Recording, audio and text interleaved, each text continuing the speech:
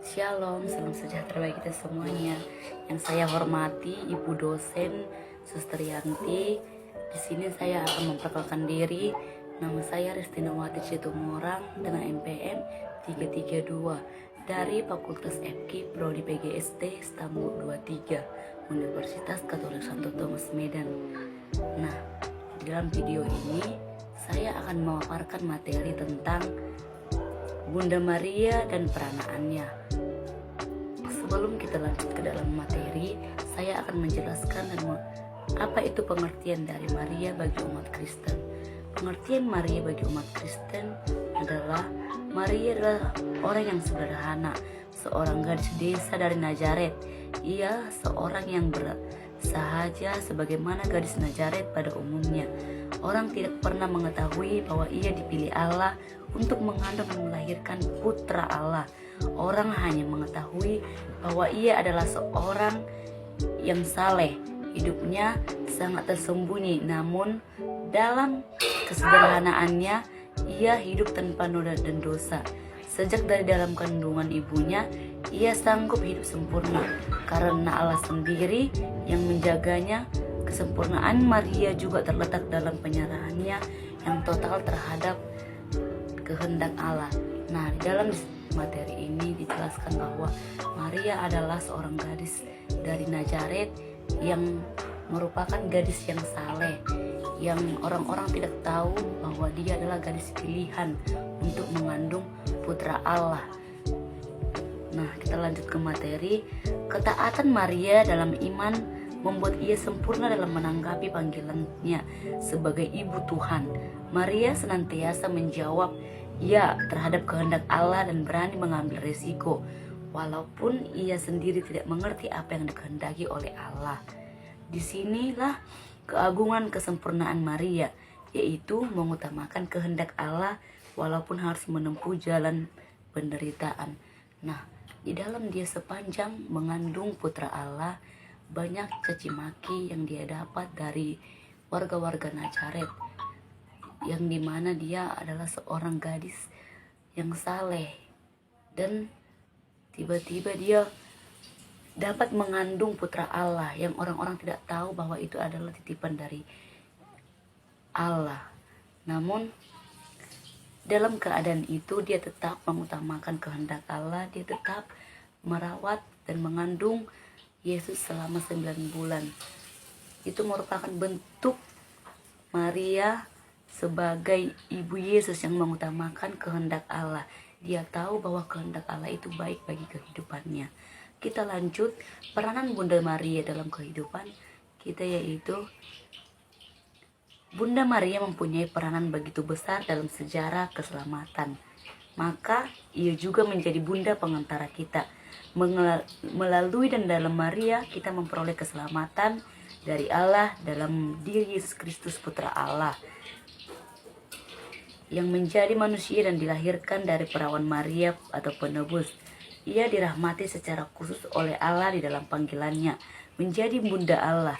Maria mempunyai peran dalam kehidupan kita umat Katolik, yaitu pertama Maria sebagai mater advokat, artinya pembela, membela iman utamanya terlebih yang kecil, lemah, miskin, dan tersingkir.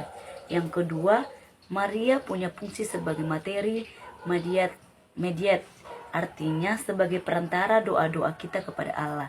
Maria sebagai jembatan kita semakin dekat dengan Allah dan Allah semakin dekat dengan manusia, yaitu kita masing-masing.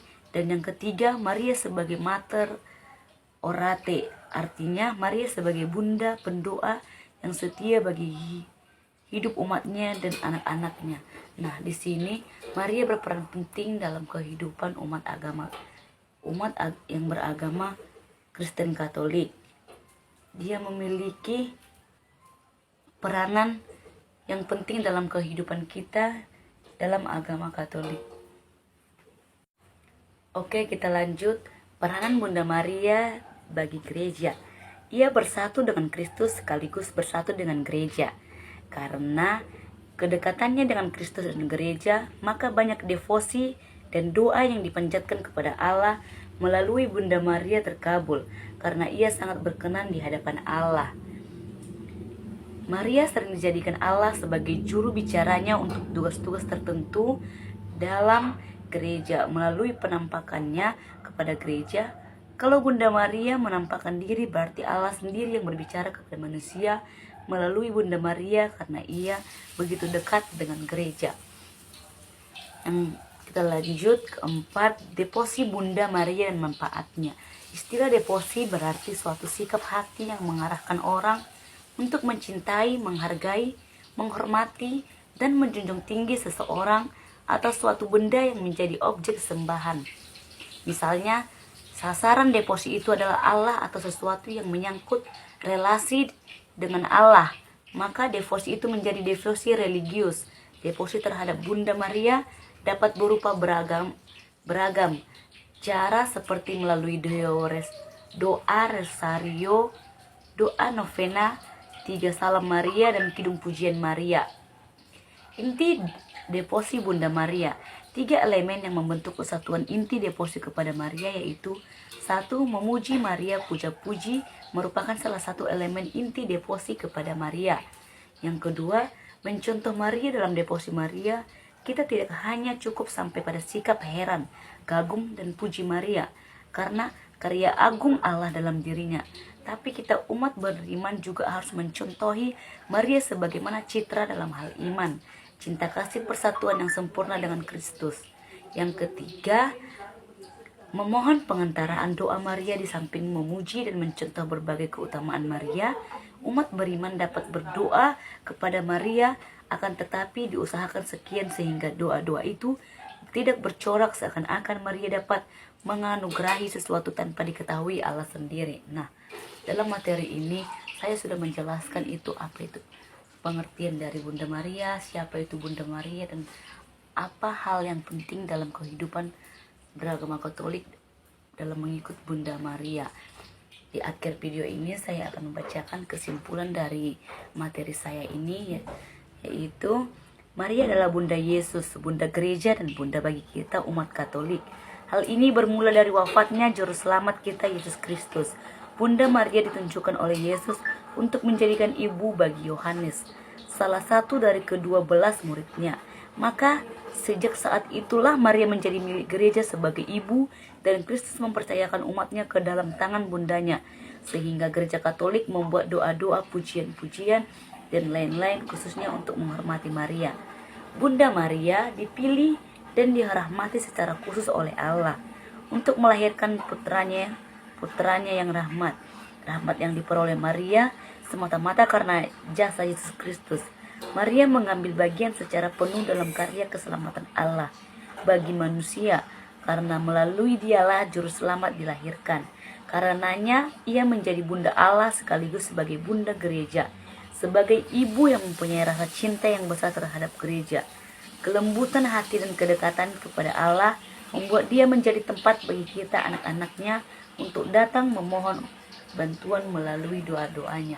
Nah, di sini saya sudah selesai memaparkan materi saya. Nah, jika ada kesalahan kata atau penyampaian mimik muka saya dalam penyampaian materi saya ini, terlebih saya minta maaf kepada ibu dosen dan orang-orang yang menonton video saya ini. Akhir video saya ucapkan terima kasih. See you next time. Bye bye.